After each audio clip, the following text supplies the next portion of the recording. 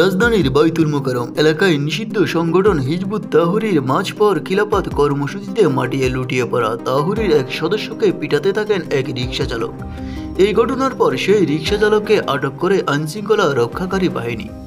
সেই খবর শুনে তাকে ছাড়িয়ে আনেন যুব ও ক্রীড়া মন্ত্রণালয়ের উপদেষ্টা আসিফ মাহমুদ সজীব ভুঁইয়া।